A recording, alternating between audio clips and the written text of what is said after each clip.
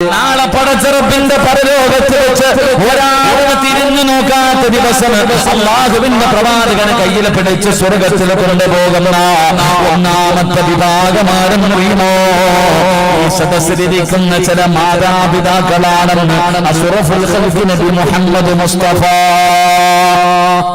ഉറക്കെ നബി മുഹമ്മദ് മുസ്തഫ ഉറക്കെ നബി മുഹമ്മദ് മുസ്തഫ തങ്ങൾ പറഞ്ഞു, ഈ സദസ്സിലിരിക്കുന്ന ചില മാതാപിതാക്കളെയാണ് നാളെ മുത്തുനബി കൈ പിടിച്ചു കൊണ്ടുപോകുന്നത്. അള്ളാഹു ഭാഗ്യം തരുമാറാകട്ടെ, അള്ളാഹു ഭാഗ്യം തരുമാറാകട്ടെ. ആ മാതാപിതാക്കൾ ആരാ? നാളെ മുത്തുനബി കയ്യിൽ പിടിച്ചുകൊണ്ട് അള്ളാന്റെ കോടതിയിൽ വെച്ച് കയ്യിൽ പിടിച്ചുകൊണ്ട് സ്വർഗത്തിലേക്ക് കടന്നു പോകുന്ന ഒന്നാമത്തെ വിഭാഗം ആരാ? രണ്ട് പെൺമക്കളുള്ള മാതാപിതാക്കൾ. രണ്ട് പെൺമക്കളുള്ള മാതാപിതാക്കൾ.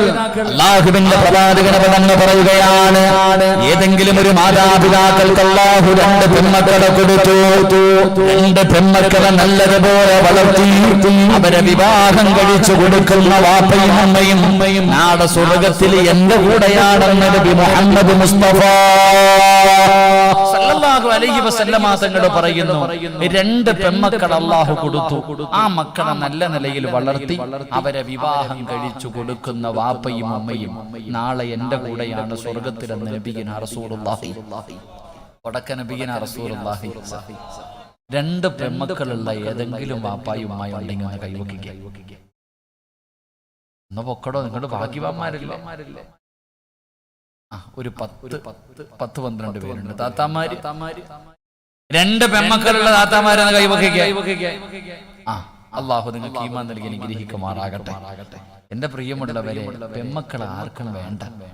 ആദ്യത്തെ കൺമണി ആരായിരിക്കണം? പറയറോ എല്ലാത്തിനും ആണു മതി.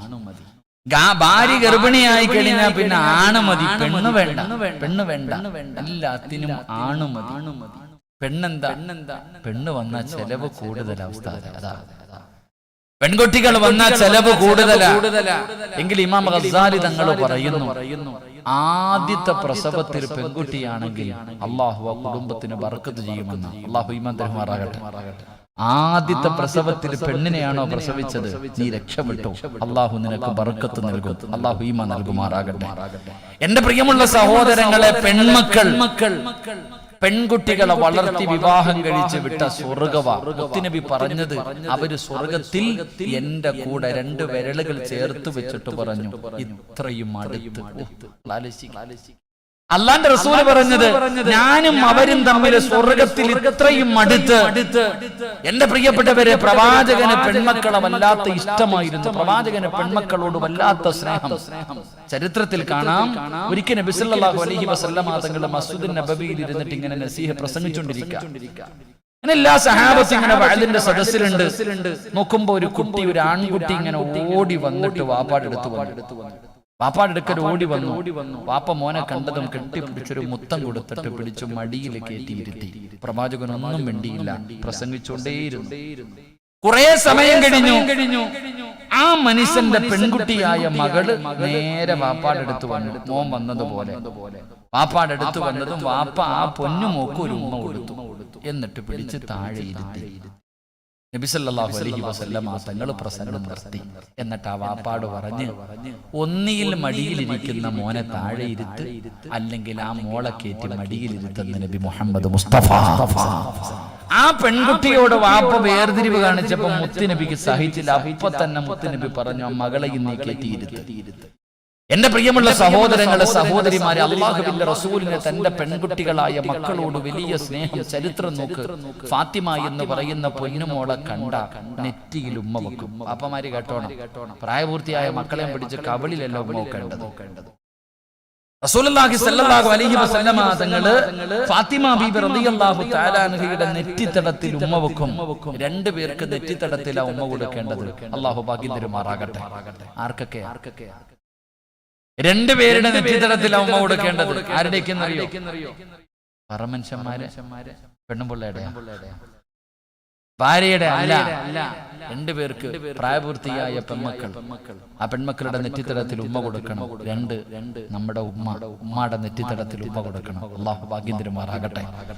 അപ്പൊ ഫാത്തിമ ബീവി റളിയല്ലാഹു തആല അൻഹയെ കണ്ട പ്രവാചകൻ എന്ത് ചെയ്യും? നെറ്റിത്തടത്തിൽ ഉമ്മ ഫാത്തിമ എന്ന് പറയുന്ന മകള് വീട്ടിൽ കയറി വരുമ്പോ റസൂലുള്ളാഹി തങ്ങൾ എഴുന്നേറ്റ് നിൽക്കുമായിരുന്നു. ചരിത്രം പറയാം, പെൺമക്കള് കയറി വന്നാൽ പ്രവാചകൻ എഴുന്നേറ്റ് നിൽക്കുമായിരുന്നു. കാരണം പെണ്ണിന്റെ കാൽ ചുവട്ടിലാ സ്വർഗം കിടക്കുന്നത്. നിങ്ങൾ പഠിക്കണം. നമ്മൾ ചിന്തിക്കുക ആണുങ്ങളുടെ കാലിന്റെ ഒട്ടിയിൽ സ്വർഗം കിടപ്പുണ്ടോ? ഇല്ല. ആരുടെ കാൽ ചുവട്ടിൽ? പെണ്ണിന്റെ കാൽ ചുവട്ടിൽ. എന്റെ പ്രിയപ്പെട്ടവരെ, പ്രവാചകൻ തന്റെ പെൺമക്കളെ വല്ലാത്ത സ്നേഹം. അപ്പൊ നിങ്ങൾ ചിന്തിക്ക്, റസൂലുള്ളാഹി തങ്ങൾ പറഞ്ഞു, 2 പെൺമക്കളെ വളർത്തി വിവാഹം കഴിച്ച് വിട്ടാൽ അവര് സ്വർഗത്തിൽ എന്റെ കൂടെ ഇത്രയും അടുത്തു. ഹജ്ജ് ചെയ്തവന് ഞാനും ഇങ്ങനെ നല്ല പറഞ്ഞേ, ഉംറ ചെയ്തവന് ഞാനും, പള്ളി കെട്ടിക്കൊടുത്തവന് ഞാനും, നിസ്കരിക്കുന്നവന് ഞാനും, നോമ്പ് പിടിക്കുന്നവന് ഞാനും നാളെ സ്വർഗത്തിൽ ഇങ്ങനെയാണെന്ന് മുത്തുനബി പറഞ്ഞില്ല. പക്ഷേ 2 പെൺമക്കളെ വളർത്തി വിവാഹം കഴിക്കുന്ന വാപ്പ അല്ലാഹു സ്വർഗം ഓഫർ ചെയ്തത്. അപ്പം നമ്മൾ മനസ്സിലാക്കേണ്ടത്, 2 പെൺമക്കളെ 18 വയസ്സുവരെ എത്തിച്ച് അവരെ ഏതെങ്കിലും ഒരുത്തന്റെ കയ്യിൽ പിടിച്ചു കൊടുക്കുക എന്ന് പറയുന്നത് അത്ര എളുപ്പമുള്ള കാര്യമല്ല. എന്നൊരു ജിഹാദാ. 2 പെൺമക്കളെ 18 വയസ്സ് വരെ എത്തിക്കണമെങ്കിൽ ആ വാപ്പായും എത്ര കഷ്ടപ്പെടണം. കാരണം ഇന്നത്തെ കാലഘട്ടം അത്രയ്ക്കും വളരെ മോശമായ കാലഘട്ടം. നിങ്ങൾ ചിന്തിക്ക്, ഇന്ന് കെട്ടിച്ചു കൊടുക്കാൻ തന്നെ വാപ്പായ്ക്ക് യോഗം ഉണ്ടാവില്ല. പണ്ട് നിങ്ങളെ കാലിച്ച് നോക്കി, ഈ ഇരിക്കണ താത്താമാരെ കാലിച്ച് നോക്കി, നിങ്ങളൊക്കെ ഒരു ദിവസം സ്കൂള് വിട്ട് വീട്ടിൽ കയറി ചെന്നപ്പോ വാപ്പ പറഞ്ഞു, ആമിന കല്യാണം ഉറപ്പിച്ചതുകൊണ്ട് ആ ഇരിക്കുന്നതാ പയ്യൻ, ഇങ്ങനെ കാണിച്ചു കൊടുക്കും. പണ്ട് പെമ്മക്കളുടെ വീട്ടിൽ ചെല്ലുമ്പോ വാപ്പ എന്താ പറയണേ? കല്യാണം ഉറപ്പിച്ചിട്ട് മോളെ പഠിത്തമൊക്കെ നിർത്തിക്കോ, കല്യാണം ഉറപ്പിച്ചതുകൊണ്ടായിരിക്കുന്ന ആ പയ്യൻ. അള്ളാണ് ഒരൊറ്റ കരച്ചില, പെണ്ണുങ്ങൾ ഒരൊറ്റ നിലവിളി, കഴിഞ്ഞു എല്ലാം. പിന്നെ കല്യാണവും കഴിഞ്ഞ് മക്കളുമായി സുഖിച്ച് ജീവിക്കുന്നു. ഇന്ന് 17ഉം 18ഉം വയസ്സുള്ള മകള് വീട്ടിൽ കയറി ചെന്നിട്ട് വാപ്പാനോട് പറയും, വാപ്പ ഞാൻ ഒരുത്തനെ നോക്കി വെച്ചിട്ടുണ്ട്, നിങ്ങൾ നോക്കാനൊന്നും പോണ്ട, ഞാൻ തന്നെ അടീക്കോട് ഒരുത്തനെ സെറ്റപ്പ് ആക്കി വെച്ചിട്ടുണ്ട്, എനിക്ക് അവനെ വിവാഹം കഴിച്ചു തരണം. പാപ്പ ചോദിക്കും, മോളെ അവൻ നമ്മുടെ ജാതിയല്ലല്ലോ, ഞാൻ സമ്മതിക്കൂലല്ലോ, ഞാൻ പോകും പാപ്പ, നിങ്ങൾ കെട്ടിച്ചതില്ലെങ്കിൽ ഞാൻ ഇറങ്ങി പൊള്ളാണ് പോവേ. കോടതി ഞാൻ പറയും, എനിക്ക് അവനെ മതി, എനിക്ക് സ്വന്തമായി തീരുമാനം എടുക്കാൻ 18ആയി, ഞാൻ പോകും. ഇതാ ഇന്നത്തെ കാലഘട്ടം. കെട്ടിച്ചു കൊടുക്കാൻ പാപ്പമാർക്ക് യോഗ ഇല്ലാത്ത കാലമാണ്. അള്ളാഹു ഈമാൻ തരുമാറാകട്ടെ. അപ്പൊ ഞാൻ പറഞ്ഞത് 2 പെൺമക്കളെ വളർത്തി കെട്ടിച്ചു കൊടുത്താൽ സ്വർഗം കിട്ടുന്നല്ല, എങ്ങനെ വളർത്തണം അവിടെയാ വിഷയം. എങ്ങനെയാണ് പെൺമക്കളെ വളർത്തേണ്ടത്? ആമക്കളെ വളർത്തുന്നത് പോലെയല്ല.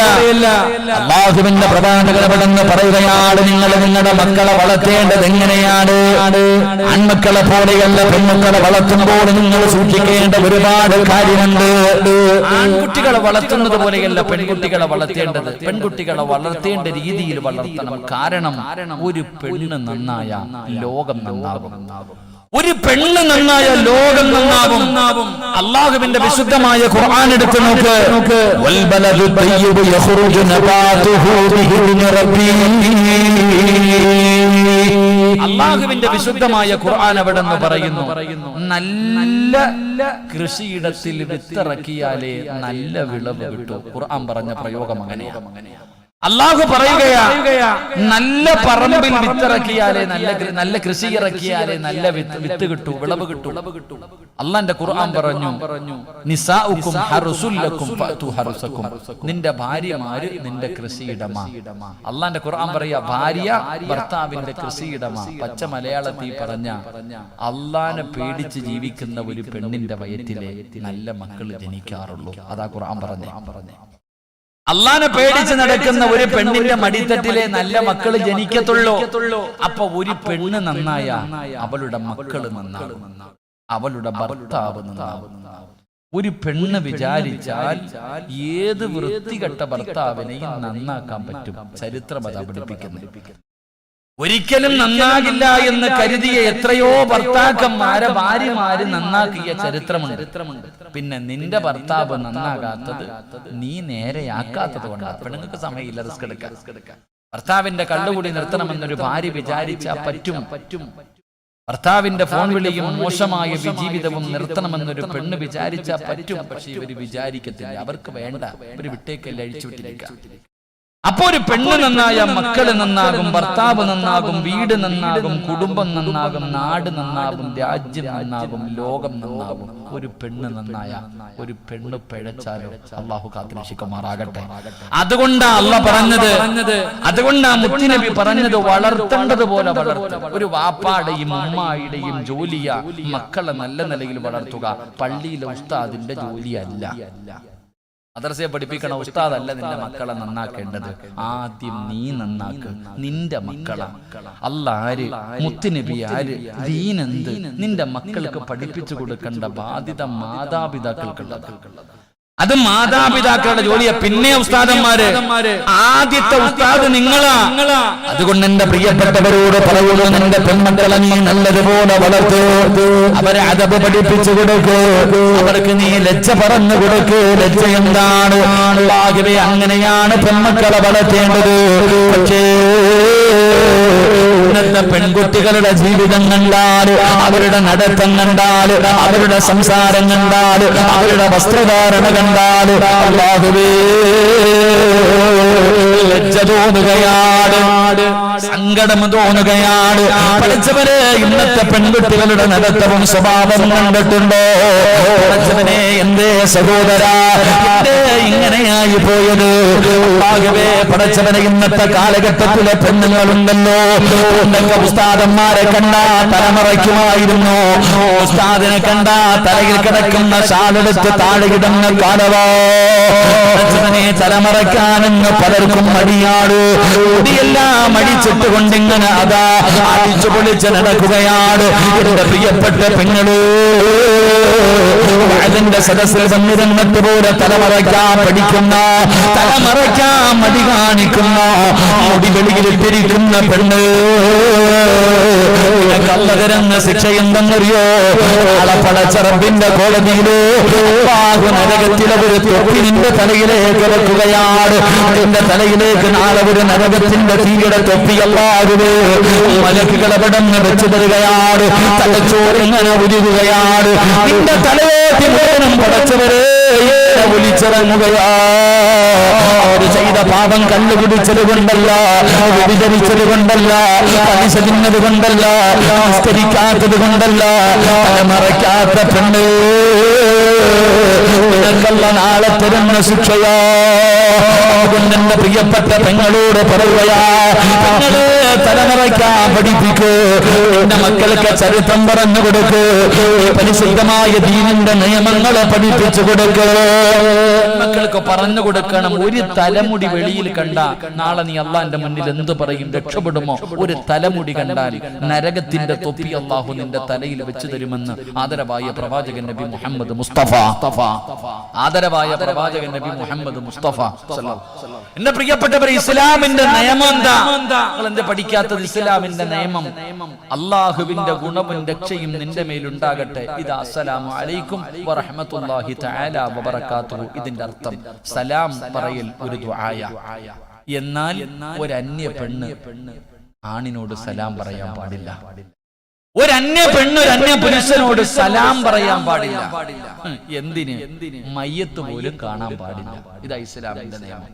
ഇസ്ലാമിന്റെ നിയമം എന്ത്? മരിച്ച മയ്യത്ത് പോലും കാണരുത്. ഇതാ ഇസ്ലാമിന്റെ നിയമം. എന്റെ പ്രിയപ്പെട്ട സഹോദരങ്ങളെ, പിന്നല്ലേ ബാക്കിയുള്ള കാര്യങ്ങൾ, പിന്നെയല്ലേ ബാക്കിയുള്ള കാര്യങ്ങൾ. ഇങ്ങനെ അടിച്ചിട്ട് കൊണ്ട് നടക്കല്ലേ, സിമ്പിളായിട്ട് നിസ്സാരമായിട്ട്. എങ്കിൽ എന്റെ പ്രിയപ്പെട്ട വാപ്പ, എന്റെ പ്രിയപ്പെട്ട ഉമ്മ, അല്ലാഹുവിന്റെ പ്രവാചകൻ സ്വല്ലല്ലാഹു അലൈഹി വസല്ലമ തങ്ങൾ, അല്ലാഹുവിന്റെ പ്രവാചകന്റെ മുന്നിലേക്ക് 1400 വർഷങ്ങൾക്ക് മുമ്പ് ഒരു പെണ്ണ് കടന്നു വരികയാണ്. തലമറയ്ക്കാത്ത പെണ്ണ്. അല്ലാഹുവിന്റെ പ്രവാചകന്റെ മുന്നിലേക്ക് ഒരു പെണ്ണ് കടന്നു വന്നു. യാ റസൂലല്ലാഹ്, നബിയേ, എനിക്ക് വേണ്ടി ദുആ ചെയ്യണേ നബിയേ, എനിക്ക് വേണ്ടി ദുആ ചെയ്യണേ നബിയേ. അല്ലാഹുവിന്റെ പ്രവാചകൻ അവിടുന്ന് ചോദിച്ചു, എന്തിനു വേണ്ടിയാണ് ദുആ ചെയ്യേണ്ടത്? യാ റസൂലല്ലാഹ്, എനിക്ക് അപസ്മാരത്തിന്റെ രോഗമാണ് നബിയേ. അപസ്മാരമെന്ന് പറയുന്ന രോഗമുണ്ടല്ലോ, പെട്ടെന്ന് പിടഞ്ഞ് താഴെ വീഴുന്നു, കൈകാലുകൾ ഇങ്ങനെ വിറയ്ക്കുകയാണ്, വായിലൂടെ പറയുന്നവരെയും വരികയാണ്. പടച്ചവനെ, വല്ലാത്ത വേദനയുള്ള രോഗമാണ് അപസ്മാരത്തിന്റെ രോഗം. യാ റസൂലല്ലാഹ്, ആ രോഗം എനിക്ക് വരുന്നുണ്ട് നബിയേ, വല്ലാത്ത വേദനയാ നബിയേ, എനിക്ക് താങ്ങാൻ കഴിയുന്നില്ല നബിയേ, എനിക്ക് വേണ്ടി ഒന്ന് ദുആ ചെയ്യുമോ, എന്റെ രോഗമൊന്ന് മാറാ ദുആ ചെയ്യുമോ?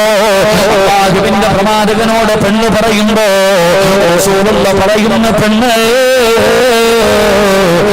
അല്ലാഹുവിനോട് ദുആ ചെയ്താൽ നിന്റെ രോഗം മാറും, നിന്റെ രോഗം മാറും. പക്ഷേ ഈ വേദന സഹിച്ചാൽ അല്ലാഹു നിനക്ക് സ്വർഗം തരും പെണ്ണ്. പ്രവാചകനവിടെന്ന് പറഞ്ഞു കൊടുക്കുകയാ, ഞാൻ ദുആ ചെയ്താ നിന്റെ രോഗം മാറും. ഇല്ല നീ ശമിക്കുകയാണെങ്കിൽ,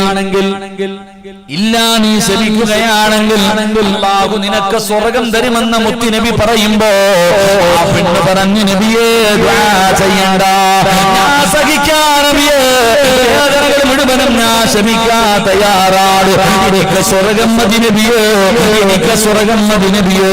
അല്ലാഹുവിന്റെ പ്രവാചകനോട് പറഞ്ഞിട്ട് അവിടെ തിരിച്ചു നടക്കുകയാ. കുറച്ചങ്ങ് മുന്നോട്ട് പോയി, പിന്നെയും ഇലാ ഹദറത്തി റസൂലില്ലാഹ്, അല്ലാഹുവിന്റെ പ്രവാചകന്റെ മുന്നിലേക്ക് മടങ്ങി വന്നു.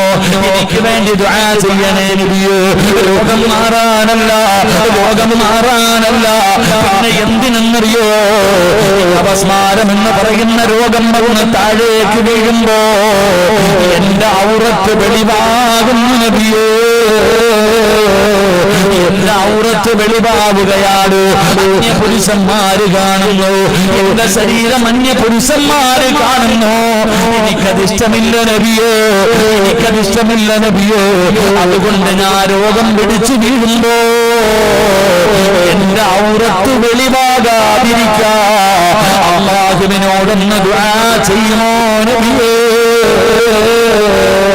രോഗം പിടിച്ച് ബോധമില്ലാതെ കിടക്കുന്ന സമയത്ത് പോലും ഒരിക്കലും എന്റെ ശരീരം കാണാൻ പാടില്ല, അത് ഞാൻ ഇഷ്ടപ്പെടുന്നില്ല എന്ന് മുത്തുനബിയോട് ദുആ ചെയ്യാൻ പറയുമ്പോ നിങ്ങൾ അങ്ങനെയാണ്, നിങ്ങൾ അങ്ങനെയാണ്. അതുകൊണ്ട് എന്റെ മാതാപിതാക്കളോട് പറയുകയാ, പാപ്പാ നിന്നോട് പ്രത്യേകിച്ച് പറയുകയാ, മക്കള് ചോദിക്കുന്ന വസ്ത്രം വാങ്ങിക്കൊടുക്കുന്നവര്, ചോദിക്കുന്നതെല്ലാം വാങ്ങിക്കൊടുക്കുന്നവര്, അല്ലാഹുവിന്റെ റസൂൽ അവിടെ നിന്ന് പറയുകയാ, അല്ലാഹുവിന്റെ റസൂൽ പറഞ്ഞു,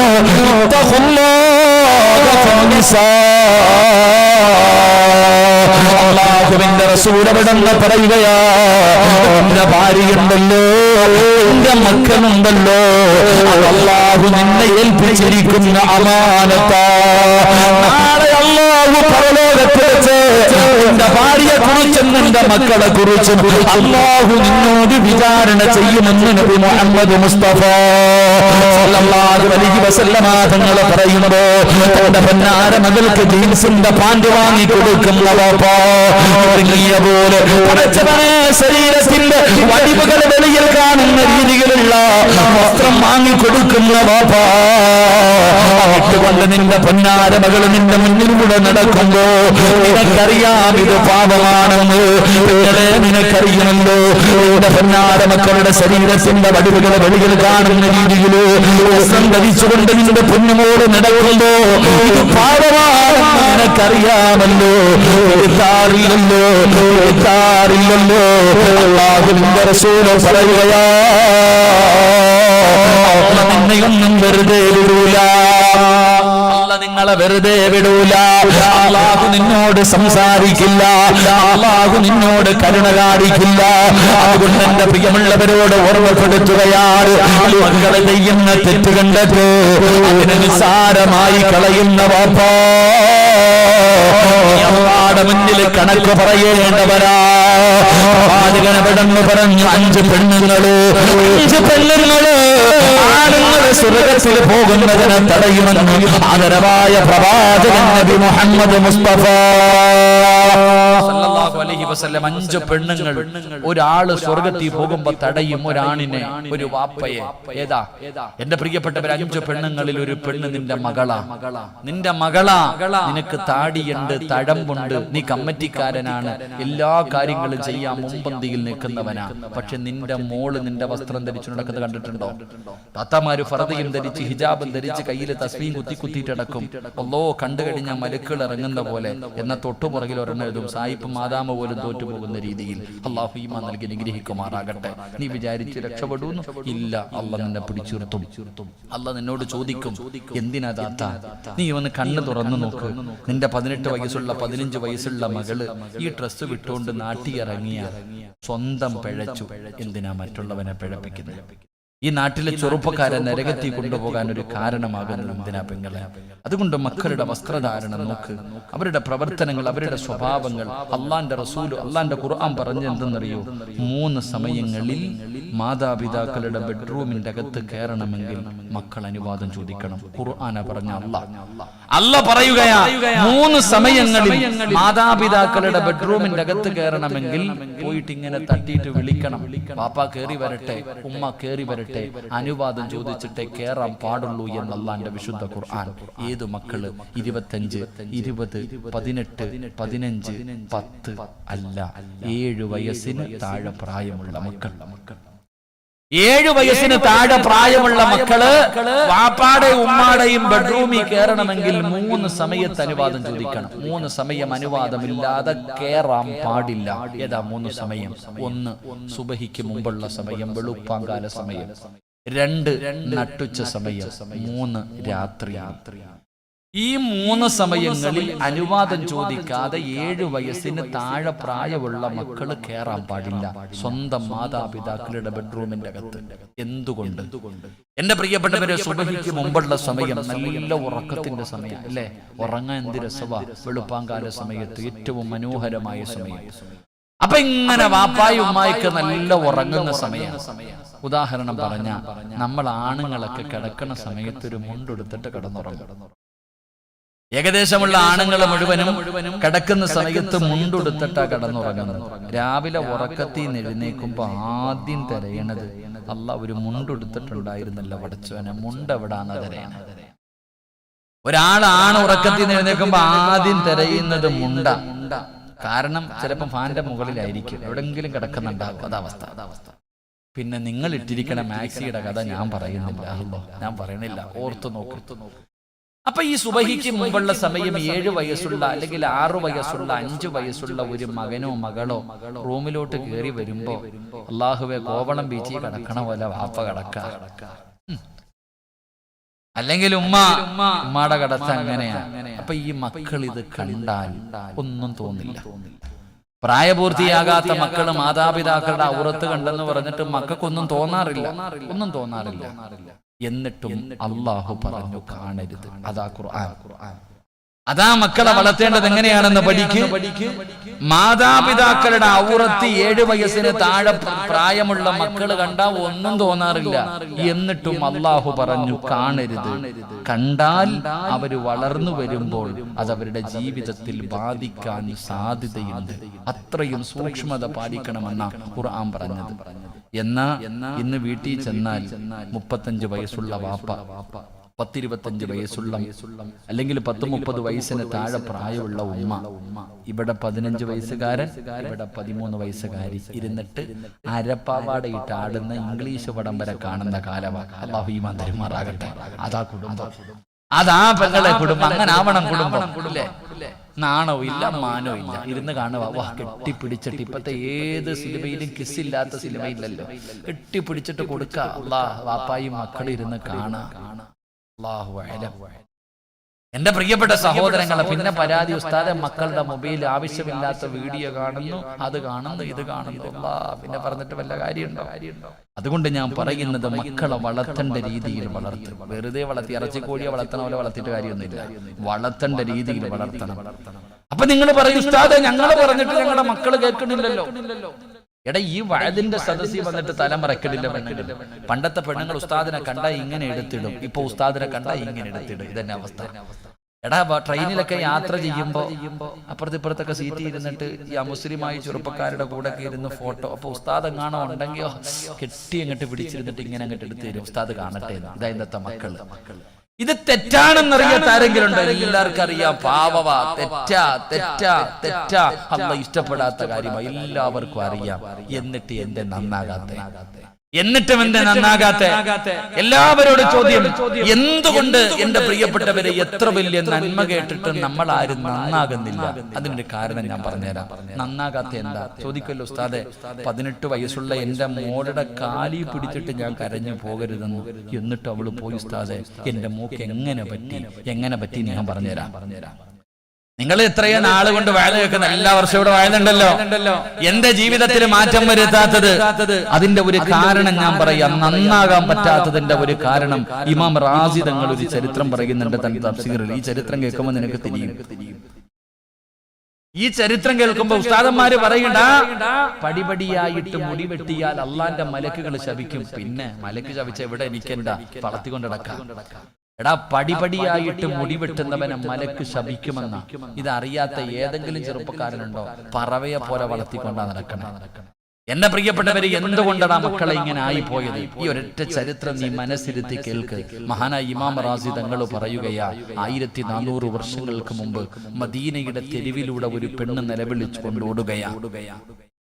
മഹാനായ ഇമാം റാസി തങ്ങൾ പറയുകയാണ്, കാനത്ത് ഇംറഅത്തുൻ തസൂഹു ഫീ സുഖത്തിൽ മദീന. മദീനയുടെ തെരുവിലൂടെ, യുഗത്തിന്റെ നടുവിലൂടെ നടന്നു പോകുന്ന ഒരു ചെറുപ്പക്കാരിയായ പെണ്ണുണ്ടല്ലോ, അവളിങ്ങനെ നിലവിളിച്ചുകൊണ്ട് ഓടുകയാണ്. എന്താണ് വിളിച്ചു ചോദിക്കുന്നത്? മുഹമ്മദ്, അല്ലാഹുവിന്റെ പ്രവാചകൻ എവിടെയാണ്? എനിക്ക് മുത്തുനബി ഒന്ന് കാണിച്ചു തരുമോ? ആരെങ്കിലും അല്ലാഹുവിന്റെ റസൂലിനെ എനിക്കൊന്ന് കാണിച്ചു തരുമോ എന്ന് നിലവിളിച്ചുകൊണ്ട് മദീനയുടെ തെരുവിലൂടെ ഒരു പെണ്ണിങ്ങനെ ഓടി നടക്കുകയാണ്. സഹാബികൾ കാണിച്ചു കൊടുത്തു. പെണ്ണ് ആയിരിക്കുന്നതാണ് അല്ലാഹുവിന്റെ പ്രവാചകനെ എവിടെ നിന്ന് കാണിച്ചു കൊടുക്കുമ്പോ ഈ പെണ്ണ് റസൂലുള്ളാഹിയുടെ മുന്നിലേക്ക് ഓടുകയാണ്. യാ റസൂലല്ലാഹ്, അല്ലാഹുവിന്റെ നബിയേ, എനിക്ക് തൗബയുണ്ടോ? എന്റെ പാപം അല്ലാഹു പുറത്തു തരുമോ? പ്രവാചകന്റെ മുന്നിൽ പോയി നിലവിളിച്ചുകൊണ്ട് കരഞ്ഞുകൊണ്ട് പറയുമോ? പ്രവാചകൻ അവിടെ നിന്ന് പറഞ്ഞു, നീ കരച്ചു നിർത്തു, നിന്റെ നിലവിളിയിൽ നിർത്തു. എന്താണ് നിന്റെ ജീവിതത്തിൽ സംഭവിച്ചത്? അല്ലാഹുവിന്റെ പ്രവാചകൻ അവിടെ നിന്ന് ചോദിക്കുമ്പോൾ ആ പെണ്ണ് പറയുകയാണ്, എന്റെ പ്രിയപ്പെട്ട ഭർത്താവ് ഒരു കച്ചവടക്കാരനാ, എന്റെ ഭർത്താവ് ഒരു കച്ചവടക്കാരനാ.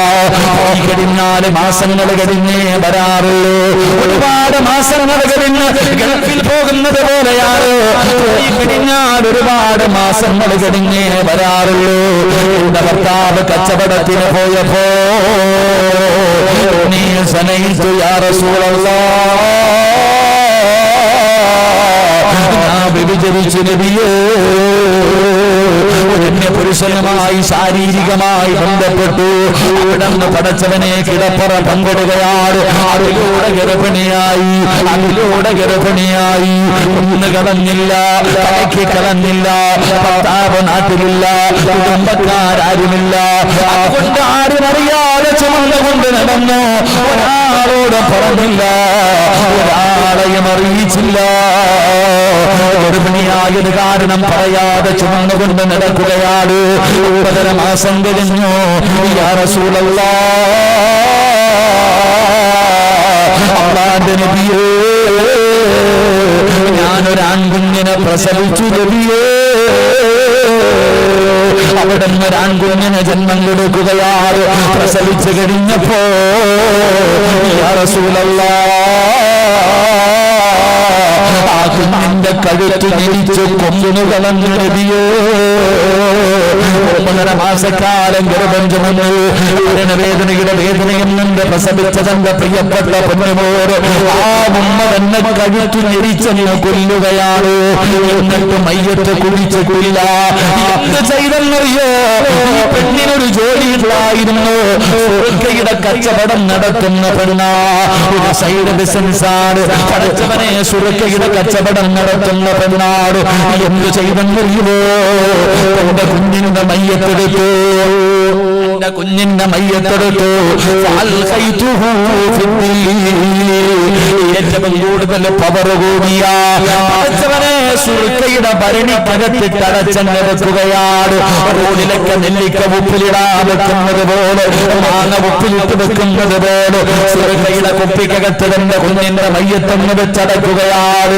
അതിനകത്ത് കിടന്ന് അഴുകുകയാ. നിന്റെ ഇറച്ചി മുഴുവനും അതിനകത്ത് ഇങ്ങനെ അഴുകി അഴുകിയൊന്ന് ചേരുകയാണ്. നിന്റെ എല്ലുകളെ ദ്രവിക്കാൻ തുടങ്ങി. എല്ലാം അതിനകത്ത് ചേർന്നു, എല്ലാം അതിനകത്ത് അലിഞ്ഞു ചേർന്നു കഴിഞ്ഞു. ഒരടയാളവും കാണാനില്ല. ആ സമയത്ത്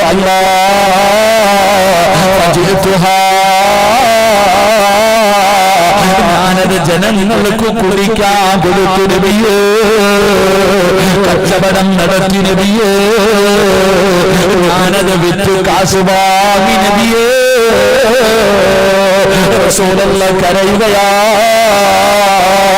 പന്തളങ്ങളെ നിറഞ്ഞ താടിരോണത്തിലൂടെ കണ്ണുനീരിങ്ങനെ ഒഴുകുകയാണ്. കൈകാലികൾ നിറയ്ക്കുകയാണ്. എന്തൊരു പാപമല്ല. പടച്ചവനെ വ്യഭിചരിച്ചു, വ്യഭിചാരത്തിലൂടെ ഗർഭിണിയായി. ആ കുഞ്ഞിനെ ചുമന്നുകൊണ്ട് നടന്നു. അതിനെ പ്രസവിച്ചു. അതിന്റെ കഴുത്ത് ഞെരിച്ചു കൊന്നു. അതിന്റെ കഴുത്ത് ഞെരിച്ചു കൊന്നു. എന്നിട്ട് ഏറ്റവും കൂടുതൽ പവർ കൂടിയ ഒരു സുറുക്കയുടെ ഭരണിക്കകത്തിട്ട് അടച്ചു വെച്ചു. അതിനകത്ത് കടന്ന് അഴുകി എല്ലാം അതിനകത്ത് അലിഞ്ഞ് ചേർന്നു. ജ്യൂസ് അടിക്കണ പോലായി. അല്ലാഹുവേ, ആ സമയത്ത് ജനങ്ങൾക്ക് കുടിക്കാൻ കൊടുത്തിട്ട് കാശ് വാങ്ങി പെണ്ണ്. അള്ളാന്റെ റസൂല് കരയ, പടച്ചവനെ ഒരു പെണ്ണിന് ഇങ്ങനെ ആകാൻ പറ്റുമോ? ഒരു പെണ്ണിന് ഇങ്ങനെ ആകാൻ പറ്റുമോ? എന്തേ കാരണം? റസൂലുള്ളാഹി സ്വല്ലല്ലാഹു അലൈഹി വസല്ലമ തങ്ങള് ആ പെണ്ണിനോട് പറഞ്ഞത്, നീ ഇങ്ങനെയാകാനുള്ള കാരണം എനിക്ക് തോന്നുന്നത് ഫഇന്നി അറാ അന്നകി തറക്തി സ്വലാത്തൽ അസ്രി. ഒരൊറ്റ ചോദ്യമേ ചോദിച്ചുള്ളൂ. ഉമ്മാ, കണ്ടവന്റെ കൂടെ ഓടിപ്പോയ നിന്റെ മോള് അസർ നമസ്കരിക്കാറുണ്ടായിരുന്നു. ഞാൻ ചോദിക്കാം, നീ പറഞ്ഞിട്ട് അനുസരിക്കുന്നില്ല എന്ന് പറയുന്ന നിന്റെ മക്കൾ സ്കൂള് വിട്ട് വന്ന ഉടനെ കുളിപ്പിച്ച് ചോറും കൊടുത്ത് മദ്രസയിൽ പറഞ്ഞു വിടും, അല്ലെങ്കിൽ ട്യൂഷന് പറഞ്ഞു വിടും. നീ അസർ നമസ്കരിപ്പിക്കാറുണ്ടായിരുന്നു നിന്റെ മക്കളെ? മുത്തുനബി ആ പെണ്ണിനോട് ചോദിച്ചത്, നീ അസർ നിസ്കരിക്കാറില്ല ഇല്ലേ? അസർ നമസ്കരിക്കാത്തവരുടെ ഹൃദയം കഠിനമായി പോകും, പിന്നെ ഒരു നന്മയും കേറൂല. അള്ളാഹു കാത്തിരക്ഷിക്കുമാറാകട്ടെ. ഉറക്കപ്പുറം അള്ളാഹു കാത്തിരക്ഷിക്കുമാറാകട്ടെ. അതാ നമുക്ക് നന്നാകാൻ പറ്റാത്ത. അതുകൊണ്ട് ഞാൻ എൻ്റെ മാതാപിതാക്കളോട് പറയുന്നു, ഒരു പെൺകുട്ടിയെ വളർത്തേണ്ടത് എങ്ങനെയാണെന്ന് സിനിമയോ സീരിയലോ നോവലോ യൂട്യൂബോ ഫേസ്ബുക്കിലോ അല്ല നോക്കേണ്ടത്. എങ്ങനെ വളർത്തണമെന്ന് നിന്റെ നബി കാണിച്ചു തന്നിട്ടുണ്ട്. അള്ളാഹുവിന്റെ പ്രവാചകൻ ഉമ്മയില്ലാത്ത ഖദീജ ബീവി മരണപ്പെട്ടതിന് ശേഷം ഫാത്തിമ എന്ന് പറയുന്ന ഒരു മകളെ വളർത്തി കാണിച്ചു തന്നു നിന്റെ നബി. നീ ആ നബിയുടെ ചരിത്രം വായിച്ചാൽ മതി.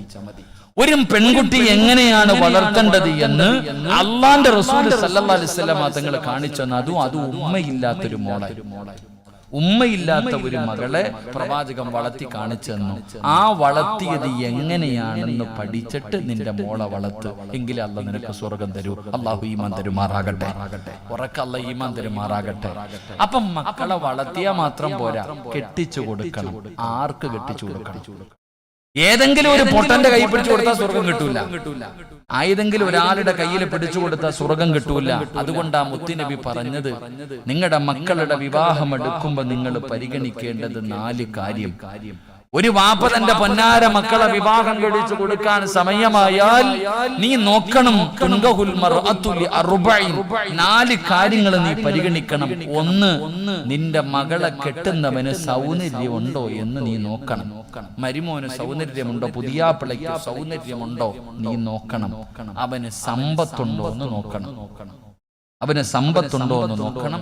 അവൻ കുടുംബ മഹിമ, നല്ല കുടുംബത്തിലുള്ള പയ്യനാണോ നീ നോക്കണം. 4, അവന് ദീനുണ്ടോ എന്ന് നോക്കണം.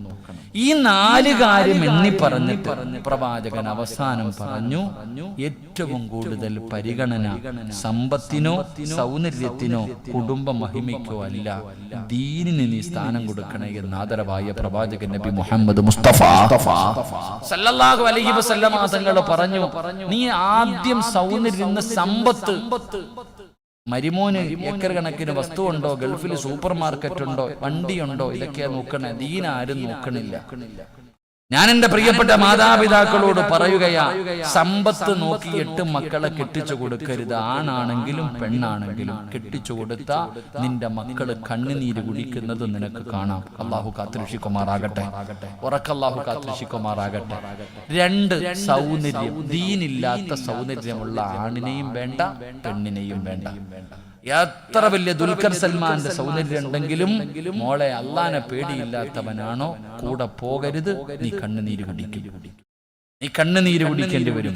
ആണുങ്ങളോട് പറയുന്നു, തൊലിവെളുപ്പ് കണ്ടുകൊണ്ട് കെട്ടാൻ നിൽക്കണ്ട.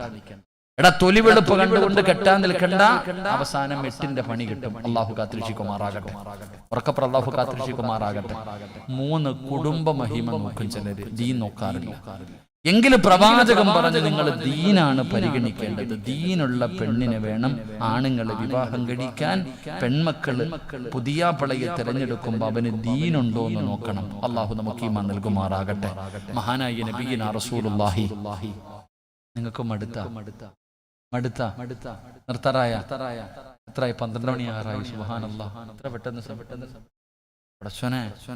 12 മണിയാറായ. ഞാൻ എത്ര മണിക്ക് നിർത്താന്നാ പറഞ്ഞ? 10:30 തുടങ്ങി, 11:30. അല്ലാഹുവേ, സമയം ഒരുപാടായി. നിർത്താറായ? ആ കെട്ടിച്ചു കൊടുക്കേണ്ടത് എങ്ങനെയാണെന്ന് പറഞ്ഞിട്ട് നിർത്താം. എങ്ങനെ കെട്ടിച്ചു കൊടുത്താലും സ്വർഗ്ഗം, അതുകൂടെ കേട്ടൂടെ? എല്ലാവരും എഴുന്നേറ്റ് പെട്ടെന്ന്. അൽഹംദുലില്ലാഹ്. ആ കസേര എടുത്തോണ്ട് ഇങ്ങോട്ട് മുന്നോട്ട് വന്നേ. എഴുന്നേറ്റ് വാ, കസേര എടുത്തോണ്ട് വാ. ഇനിയിപ്പോ ജയിലിൽ പോവില്ലേ? വാ. കാണാൻ പറ്റിയില്ലെങ്കിലോ അവിടെ പെണ്ണുമ്പിള്ളയെ തന്നെ കാണാൻ കിട്ടത്തില്ല. ഭർത്താവ് വേറെ, ഭാര്യ വേറെ, മക്കള് വെളിയിൽ. അപ്പൊ അതുകൊണ്ട് എല്ലാം അങ്ങോട്ടും ഇങ്ങോട്ടും കാണട്ടെ. ഇനിയിപ്പോ എവിടെ വെച്ചാ? ഇനിയിപ്പോ ഞാൻ അങ്ങ് തിരുവനന്തപുരം, ഞാൻ ചിലപ്പോ പത്തനാപുരത്തായിരിക്കും. നിങ്ങൾ ഇവിടെ ഇല്ലേ? വാ, ഇങ്ങോട്ട് വാ. അൽഹംദുലില്ലാഹ്.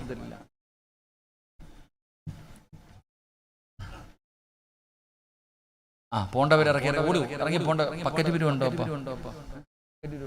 അവിടെ ഇരിക്കട്ടെ, ചുമ്മാ ആൾക്കാരെ ബുദ്ധിമുട്ടിക്കാതെ. എല്ലാം പാവങ്ങൾ. ഇങ്ങോട്ട് വാ മനുഷ്യന്മാരെ. ദൂരെ പോയിരുന്ന ഒറ്റയ്ക്ക് എവിടെയും പോയി കിടക്കേണ്ടി വരും. കൂടെ അടുത്തടുത്തിരി വാ. ഡെയിലി വെച്ച് കാണുമ്പോൾ പരിചയമെങ്കിലും പുതുക്കാമല്ലോ. വാ. അൽഹംദുലില്ലാഹ്. അല്ലാഹു പരലോകത്ത് വെച്ച് കണ്ടുമുട്ടുന്നവരിൽ നമ്മളെ പെടുത്തുമാറാകട്ടെ. ഇങ്ങോട്ട് വാ. എങ്ങനെയാ പെമ്മക്കളെ കെട്ടിക്കേണ്ടത് കേട്ടോ? ഞാൻ വിശദീകരിക്കുന്നില്ല, പെട്ടെന്ന് പറയാം. റസൂലുള്ളാഹി സ്വല്ലല്ലാഹു അലൈഹി വസല്ലമ തങ്ങൾ മകളെ വളർത്തി. 18 വയസ്സായി ഫാത്തിമ ബീവിക്ക്. വിവാഹപ്രായമായി. എത്ര വയസ്സായി? 18 വയസ്സ്. പെമ്മക്കൾ പറയും, ഉസ്താദ് എന്റെ വാപ്പടുത്തെന്ന് പറയാം അല്ലേ? ഫാത്തിമ ബീവിക്ക് 18 വയസ്സായി.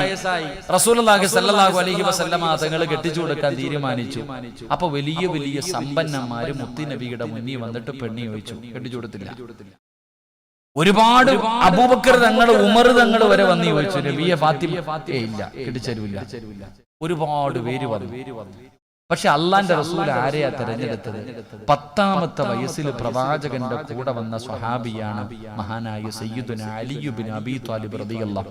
10ാമത്തെ വയസ്സിൽ നബിയുടെ കൂടെ കൂടിയതായി ചങ്ങാതി. അലിയാർ തങ്ങൾക്ക് ഫാത്തിമ ബീവി ഇഷ്ടമായിരുന്നു. സത്യം പറഞ്ഞ പ്രേമൊന്നും അല്ലട്ടാ.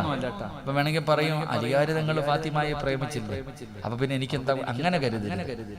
ഫാത്തിമ ബീവി റളിയല്ലാഹു തആല അൻഹയെ അലിയാർ തങ്ങൾക്ക് വലിയ ഇഷ്ടമാണ്. അപ്പൊ ഒരിക്കൽ ആരോ പറഞ്ഞു, അലിയെ ഫാത്തിമയെ കെട്ടിച്ചു കൊടുക്കാൻ മുത്തുനബി കല്യാണ ആലോചനയൊക്കെ നടത്തുന്നുണ്ട്, നീ ഇങ്ങനെ നടക്ക? ഫാത്തിമ ബീവിയുടെ വിവാഹ ആലോചനകളൊക്കെ നടക്കുന്നുണ്ട് അലിയെ.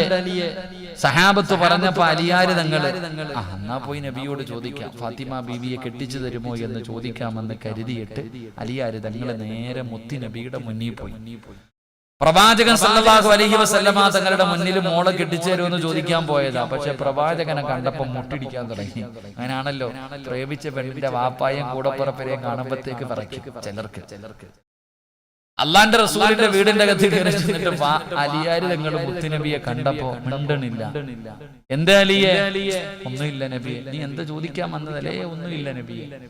അള്ളാന്റെ റസൂലിന് അറിയാം അലിയാർ എന്തിനാ വന്നേന്ന്. അലിയാർ തങ്ങൾ വന്നത് എന്തിനാണെന്ന് പ്രവാചകൻ അറിയാം. റസൂലുള്ളാഹി സ്വല്ലല്ലാഹു അലൈഹി വസല്ലമ തങ്ങൾ അങ്ങോട്ട് ചോദിച്ചു, അലിയെ ഫാത്തിമയെ കല്യാണം കഴിക്കോ? മുത്തുനബി അങ്ങോട്ട് ചോദിച്ചു, എന്റെ ഫാത്തിമയെ നീ വിവാഹം കഴിക്കോ? സുബ്ഹാനല്ലാഹ്. ഇന്നത്തെ അലിയാര് തങ്ങൾക്ക് ഉണ്ടായ ഒരു സന്തോഷം ഇന്നത്തെ കുട്ടികൾ പറയണ കണക്കിന് ഒരു 10 ലഡു മനസ്സിൽ ഒരുമിച്ച് പൊട്ടിയിട്ടുണ്ടാവും അലിയാര് തങ്ങൾക്ക്. അത്ര ഇഷ്ടമല്ലേ ഫാത്തിമയെ. അള്ളാന്റെ റസൂൽ വെച്ച് എന്റെ മോളെ നീ വിവാഹം കഴിക്കോ അലിയെ? അലിയാര് തങ്ങൾ തലകുനിക്കി. റസൂലുള്ളാഹി തങ്ങൾ ചോദിച്ചു, മഹർ കൊടുക്കാൻ നിന്റെ കയ്യിൽ എന്തുണ്ടെന്ന്. അലിയാര് തങ്ങളോട് വെച്ച് കല്യാണം കഴിക്കുമ്പോൾ മഹർ കൊടുക്കണം, നിന്റെ കയ്യിൽ എന്തുണ്ട്? അലിയാര് തങ്ങൾ പറഞ്ഞു, എന്റെ കയ്യിൽ ഒന്നുമില്ല നബിയെ. അല്ലാതെ കല്യാണത്തിന് പെണ്ണ് കാണാൻ പോകുമ്പോ ചോദിക്കും എന്തുണ്ട്? എനിക്ക് ഗൾഫിൽ 2 സൂപ്പർ മാർക്കറ്റ്, കപ്പൽ എന്റേതാ, ഫ്ലൈറ്റ് എന്റേതാ, കള്ളത്തരമൊന്നും പറയുന്നില്ല. അലിയാര് തങ്ങൾ ഉള്ളതങ്ങ് പറഞ്ഞു, നബി 5 നയാ പൈസ എന്റെ അടുത്ത് എടുക്കാനില്ല. റസൂലുള്ളാഹി തങ്ങൾ ചോദിച്ചു, ബക്കറ്റ് മുഴുവൻ ആയില്ലപ്പാ, നിങ്ങൾ സമയമായില്ല. പക്ഷേ അത് ഞാൻ പറയാം, ഇരിക്കാം, നിങ്ങൾ കയറി വാ, ആ പൈസയും പിടിച്ചോ പയ്യന്റെ ഓമനെ, നിങ്ങൾ കയറി ഇവിടെ. അലിയാര് തങ്ങളോട് ചോദിച്ചു, അലിയ നിന്റെ കയ്യിൽ എന്തെങ്കിലും ഉണ്ടോ? ഒന്നുമില്ല നബിയെ. റസൂലുള്ളാഹി തങ്ങളെ ചോദിച്ചു, ഞാൻ നിനക്കൊരു പടയെങ്കി വാങ്ങിച്ചു തന്നിട്ടുണ്ടായിരുന്നല്ലോ. ഉണ്ട് നബിയെ, എവിടെ? വീടിനകത്ത് ഇരിപ്പുണ്ട് നബിയെ. കൊണ്ട് വിറ്റാൽ എത്ര രൂപ കിട്ടും? ഒരു 400 ദിർഹം കിട്ടും നബിയെ. എന്നാ കൊണ്ടുപോയി വിറ്റിട്ട് വാ. അലിയാര് നിങ്ങൾ പടയെങ്കി എടുത്തുകൊണ്ട് കമ്പോളത്തിൽ പോയിട്ട് ഇങ്ങനെ കാത്തു നിൽക്കുക വിൽക്കാൻ വേണ്ടി. ആരെയും കിട്ടുന്നില്ല. കുറച്ചു കഴിഞ്ഞപ്പോൾ ഒരാള് വന്നിട്ട് ചോദിക്കുന്ന, അലിയെ എന്താ ഇവിടെ നിക്കണേ? ആരാ? മഹാനായ സയ്യിദുനാ ഉസ്മാൻ റളിയല്ലാഹു തആല, പ്രവാചകന്റെ ആദ്യത്തെ പുതിയാപ്ലയാ, അള്ളാന്റെ റസൂലിന്റെ ആദ്യത്തെ മരുമോനാ. എന്റെ അലി ഇവിടെ നിക്കണേ? ഫാത്തിമ ബീവിക്ക് മഹർ കൊടുക്കണം, പൈസ ഇല്ലാത്തത് കാരണം പടയെങ്കി വിൽക്കാൻ പറഞ്ഞു വിട്ടതാ. എത്ര രൂപ വേണം? 400 ദിർഹം ഉണ്ടെങ്കിൽ ഞാൻ വിൽക്കും. മേടിച്ചു. എന്നാ പൈസ അങ്ങോട്ട് കൊടുത്തു. എന്നിട്ട് പറഞ്ഞു, ഈ പ്രായമുള്ള എനിക്ക് എന്തിനാ പടയെങ്കി? നീ ഒരു യോദ്ധാവല്ലേ, നിനക്ക് തന്നെ ഇരിക്കട്ടെ. 2 കൈ കൊടുത്തു.